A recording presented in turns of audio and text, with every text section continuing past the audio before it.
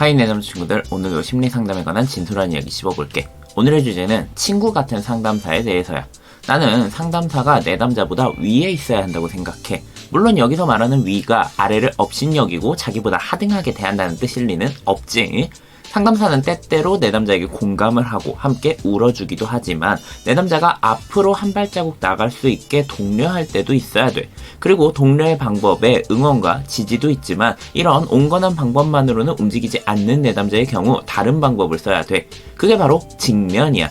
내담자가 보지 못하는 어떤 대목을 상담사가 전해주며 내담자에게 충격을 주는 거지.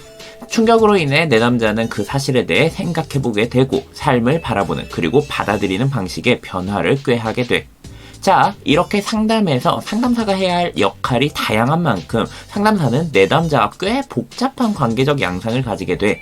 어떨 때는 부모처럼 보듬어주고, 어떤 때는 선생처럼 가르쳐주고, 어떤 때는 응원하고 지지하고, 어떤 때는 그 누구보다 따끔하게 내담자의 심리를 꼬집어내고 혼날 때도 있어. 상담사는 절대 자기보다 높은 수준의 내담자를 상담할 수 없다는 말이 있거든. 정말 맞는 말이야. 상담을 하려면 그 사람은 내담자보다 삶과 인간, 그리고 마음에 대한 이해가 두터워야 돼. 상담사 수련의 궁극적인 목적지가 분석가도 행정가도 공간과 말솜씨도 아닌 인격자인 건 이런 이유에서야. 내담자가 보기에 상담사는 권위 있는 인물이어야 돼. 그게 권위를 강요하고 밀어붙이는 권위주의로 가지 않도록 경계하는 게 중요하지. 권위 자체를 버리고 저는 당신과 동등하고 수평적인 관계예요. 제가 당신의 친구가 되어줄게요. 저에게 마음을 털어놓아요. 이러는 건 스스로 상담의 한계를 정하는 태도야.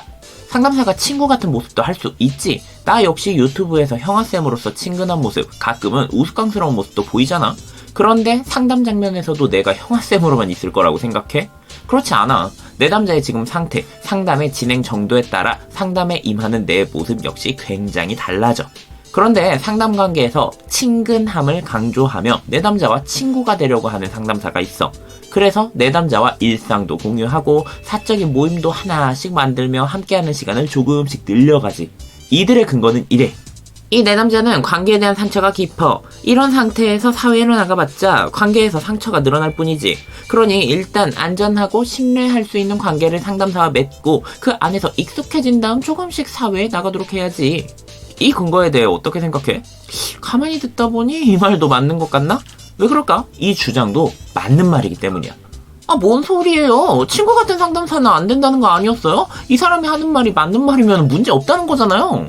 자, 누군가의 말에 대해 받아들일 때는 그 말이 맞다 틀리다 보다 이 사람이 그 근거에 끌리는 이유가 무엇일지를 생각해보는 편이 좋아. 그렇게 할 때 조금 더 입체적으로 상황을 판단할 수 있거든.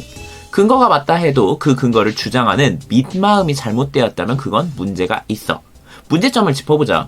첫 번째, 상담사인 너와의 관계는 안전하다는 확신은 어디서 온 거지? 대부분의 문제는 결국 관계에서 비롯돼. 즉, 내담자의 모든 주제에는 상처받은 관계 경험이 숨어 있어. 밖에는 위험하니까 일단 안전한 관계 공간에서 익숙해지고 가라는 말은 언뜻 들을 때 친절하고 듬직해 보이지만 밖은 위험하니까 나가지 말고 안전한 나에게 의지하라는 말이잖아? 물론 상담사와의 관계는 신뢰와 안전함이 우선이지. 하지만 그건 어디까지나 상담 관계 안에서 해당되는 말이야. 상담 관계가 아닌 다른 관계가 되면 더 이상 상담사와 내담자가 아니라 사람 대 사람으로서의 관계가 돼. 이득을 위해 배려보단 경쟁을 할 수도 있고 서로의 감정을 앞세우며 갈등할 수도 있어. 그 과정에서 상처도 줄 수 있고 어쩌면 절규할 수도 있어. 그게 인간관계잖아.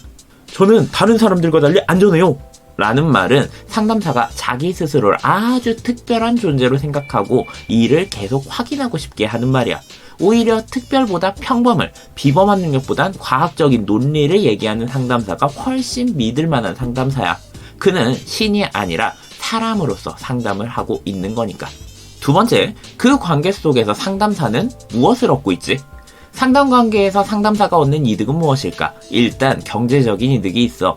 물론 그것뿐만 아니라 내담자의 성장과 치유를 바라보며 얻는 개인적인 고향감, 성취감, 감동 등이 있지. 사실 상담사 하다 보면 돈보다는 이런 감성 몽글몽글한 순간이 더 보람차게 만들어. 다만 어디까지나 이 보람은 상담관계 내에서 일어나야 돼. 정말 내담자를 애정하며 잘 되었으면 하는 인류에서 나오는 보람이어야지 자기 만족으로서의 보람이면 안 된다는 소리야. 이게 무슨 차이냐고? 예를 들어볼게. 나는 네가 잘 돼서 너무 기뻐. 그 누구보다 노력하고 아파했던 너잖아? 이제라도 그 노력이 빛을 발하는 것 같아 얼마나 기쁜지 몰라. 난 네가 잘 돼서 너무 기뻐.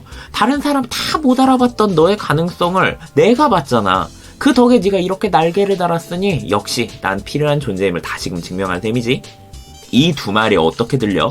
상대방의 성장을 기뻐하는 건 똑같지. 하지만 전자는 상대에 대한 애정을 바탕으로 그 사람 자체를 기뻐하는 데에 비해 후자는 상대를 잘 빚어 만들어낸 자신의 쓰임과 능력을 증명했음에 기쁜 거야. 자, 더 무서운 건 이거지. 약자와 함께 있을수록 나는 더 우월하고 능력 있는 사람이 될 수 있거든. 그들의 딱함, 그들의 감사함을 양분 삼아 내가 특별하다, 선하다, 정의롭다는 뽕에 젖을 수 있어. 이런 마음가짐의 상담사는 평생 상담을 강조하며 내담자의 종결을 하지 못하게 하고 삶 속으로 뛰어들기보다 상담사의 관계에 집중하라고 강요해. 심할 경우 자신에게 의지하는 내담자를 자신의 관계 욕구를 충족하는 즐거움으로 상담을 하기도 해. 이거 진짜야.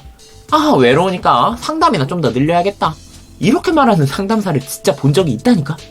혹시 포켓몬스터 게임 해봤어? 숲속으로 나가려는 주인공을 오박사가 멈춰 세우고는 이런 말을 하지. 바깥은 혼자 돌아다니기에는 위험하단다.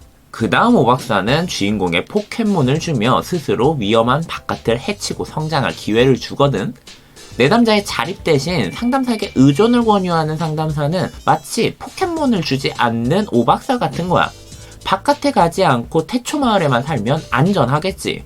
근데 주인공은 포켓몬 마스터가 될 제목이란 말이야. 여러 마을을 돌아다니며 여행을 할 수 있게 도와야 하지 않겠어? 물론 더 위험하고 상처받을 가능성도 많겠지만 말이야.